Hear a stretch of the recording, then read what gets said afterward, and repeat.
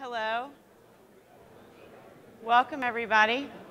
I appreciate you all coming to hear me in this session, and we also have some great sessions after us as well, all around social media. My name is Beth Capdevila. I'm from Yahoo, and I lead the Consumer Insights Group for the Latin American region. So to get started, I'd like to first see a show of hands. How many of you actually remember a grandfather clock, growing up and having one? Anyone? I do. I can actually remember relying on one as well.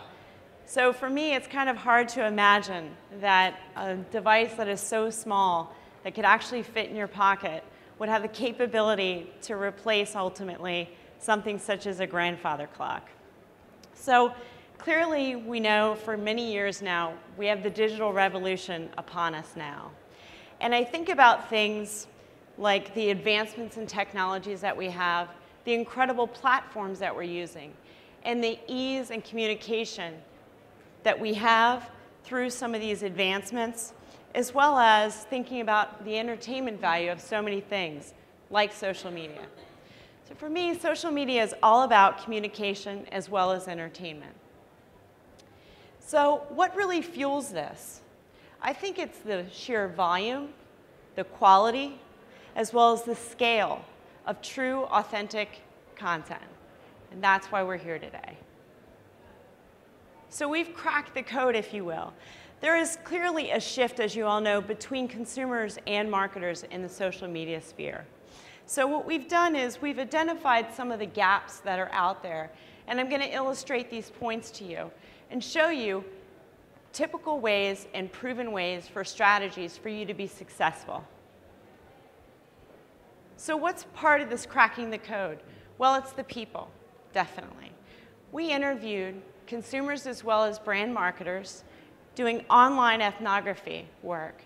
And we also were able to put an ear to the ground, and we were able to do a social listening audit as well. This study was conducted in 3 different regions. We looked at Brazil, we looked at Mexico, and we also studied US Hispanics. So the study in itself, we gathered some consumer insights from 150,000 conversations, which is enormous, through blogs and forums and the like. We also had 75 plus consumer and marketer interviews. And we looked across not only through the social auditing, but also with the qualitative research, and we spoke to many global leading brands. So here's the top insights that we have for the presentation, and I'm going to, of course, go through and detail these out. But with consumers in particular, we know that they're global connectors, and we see that Latins are very much so innovators. They're constantly creating new content and have new ideas. And then when we look towards the brand marketers, we see that they really are engaged within social media, but they don't have some sound strategies, and they're holding back in so many ways. So here's what we know. Here's what you know probably, having studied Latin Americans across the globe, and what I know from the quantitative research that we've done as well as qualitative. Latins are cultural chameleons. We see this in many ways. In terms of language is one of the examples. We see with US Hispanics as one particular group that is going from Spanish as well as English based on the context. Latins are looking for rich content throughout the day. A very interesting piece of this was thinking about the day in their life and looking at some of the quantitative data. What we saw was places like Facebook, there are some spikes throughout the day of when people are using Facebook more than others. Yet when people are going to portals, we see a constant movement of people online using these portals and having this rich content. Latins are very gregarious, but at the same time, they're cautious. And lastly, Latins are definitely more politically active than some of the other countries that we look at and regions. What have we found out? What are the social connectors? We'll take a look at just how they're global connectors, as well as how they're innovators. And there's a lot going on around likes. So we have the different terminology like likes and digs and pins and all of these things.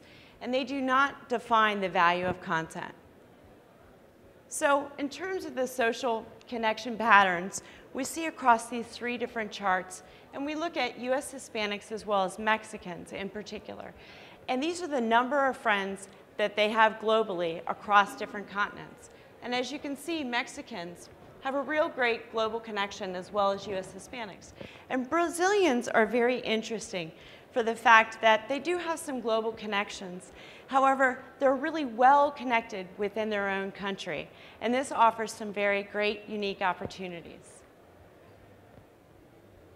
So here we see that it's been proven through the research that Latins are innovators. They have these new ideas.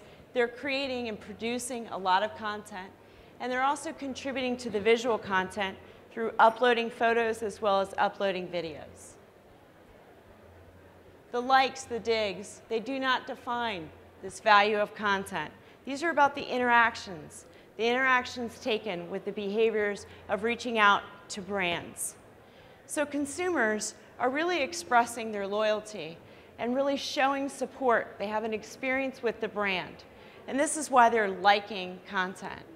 We also see that they have an intention to track and get news and get some updates as well.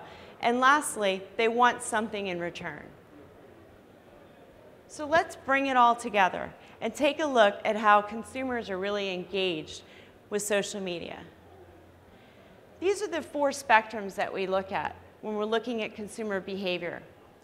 So we have a global perspective. We have the individuals that are just going to seek pure entertainment, those that are seeking information, and those that really want to express themselves. So we're first going to take a look at US Hispanics. And if you notice on the bottom left-hand quadrant that they're all centered around entertainment and expressing themselves. So they want to live vicariously through others. They want a sense of escape, an ego boost. They want to be going to social media and getting something back so that it can be a signal to others that they're clever and they're in the know. When we look at Brazilians, it's quite different. They want to be exposed to other ideas. They also believe in research and understanding the consumer base. And they want to have relationships that are organic. Then we take a look at Mexicans. Now, when you look at this on the surface, you may not see it, but through the qualitative data, we have some insights to show us that they want to have access to knowledge. At the same time, they're getting access to knowledge to find unbiased news. And they have a feeling of wanting to be dependent upon social media, and they feel as if something is missing if they're not there in that space. So all of this can be chalked up to centering around having and needing a sense of security. What have we learned from all the marketers? We've learned that they're in the game of social media, as we all know. But at the same time, they're faced with so many different challenges, and they're hesitating. So they're speaking a great game. And they're doing this in many ways, but there's also some partial misunderstanding as well. So they're striving towards what they believe is true engagement. And they understand on some level that they need to blend content as well as with cultural aspects. And they're reaching out to influencers as well. They have some communication with these influencers, but they're not nurturing the relationships. And likes. They're still chalking this up to ROI. And how do they push likes through to ROI? That is just such a small piece of the puzzle. It's a shallow indicator, and they really need to push for other things. And you'll see this through the content ecosystem model that we have. It's just a piece. They need to jump off this springboard. They need to take action, understand the gaps, and connect with consumers. I love this slide. It clearly shows that brand marketers, how far removed they are from the consumers. There's a big fat X here. We look at loyal customers. We see just how important and what this means to consumers. Consumers believe and they understand that they're meeting marketers because they have an existing relationship with marketers. But marketers are not taking advantage of this. We also see that there's a disconnect with marketers really believing when people like the content, okay? Liking the content to a consumer is quite different, as we've seen, and they need to quit placing so much emphasis on this. And another area as well is to show that consumers are really interested, as we mentioned, in terms of getting something in return and getting an incentive, and marketers don't see that as well. They need to stop and realize that they need to move forward and get a full picture of social media. Take advantage of the research out there. They are identifying certain components in social media, as you know, all of us are. They're kind of throwing up ideas and hoping that they stick to the wall. There's no overarching strategy. They realize that they do need to be within social media, but they still can't convince others within their own organizations as to why they need to be there or how much money they should be investing. Social data, it's so critical now. Everyone's playing in this space. There are so many ways that we can get behaviors and attitudes and the like, and marry it to what all companies have been looking at for years, which is getting CRM data systems together. It's the chicken or the egg. Do I have the right content? How much of my budget should be going into the marketing mix? As well as how frequently do I reach out to consumers? Let's bring it all together and look at exactly how these marketers are engaged with the social media. Very interesting spectrum here. We have the consumer-centric side of things, where they're really understanding that they need to be in a space to reach consumers and place a lot of value towards them. And then at the bottom, we have the business-centric, where they're solely looking at social media for their own benefits, tactical as well as strategic executions. U.S. Hispanics, bottom right-hand corner, business-centric solely. Tactical levels. I want to use word of mouth and things like that where I'm trying to take advantage of the fact of the benefits of my own business. Borrowing ideas from competitors. They understand it's cost effective, that's why they're there. We look at Brazilians. They're in the right spectrum. They're in the top half of wanting to reach consumers in an organic fashion and use research to do this. Then we have Mexicans, also in the bottom right-hand corner. They want to acquire clients, expand their business, and see continual growth. And what we see out of this picture is that there's a lot of room and growth opportunity in these two markets. We've cracked the code. For me, this is very exciting. Taking all the qualitative data, taking the quant data, and coming up with what we believe helps move content through. Embeds the value proposition. How are people consuming content? Leveraging media where? Utilizing technology how? And then where are they executing upon a venue? It all equals the total content value. So to take a look at this, we combined, and obviously at Yahoo worked with Ogilvy. And we have a great example from them just to show exactly how content moves through this ecosystem, if you will. So we started with the research that the Dove campaign did here. And it's called the Dove Real Beauty campaign. And you'll understand that as we go through to see how the content moves through. And what's really neat is the researchers went out and asked women, what do you love about your body? Women were completely perplexed. They could not answer. And then they asked other women, what do you love about your friend's body? And they all had an answer immediately. They knew how to respond, which was very impactful. This is where we started with the emotional connection. There is a trigger moment. Her true, authentic self. Really get to experience themselves and understand what it means. Then we take a look at entertainment. As you all know, everything moves through an entertainment within social media. We then have the experience value. What is the value proposition here? Well, all these women got to hear and understand and appreciate themselves by listening to what their friends had to say about them. So at this point, they're breaking that stereotype of what beauty really is. You have the information seekers as well as the social junkies coming through. And then we have certain drivers. Why are people consuming certain types of content? And we see that this Dove campaign actually moved through word of mouth, shares and likes and comments. And it spread throughout other things too, and offline in the way of television as well as magazines.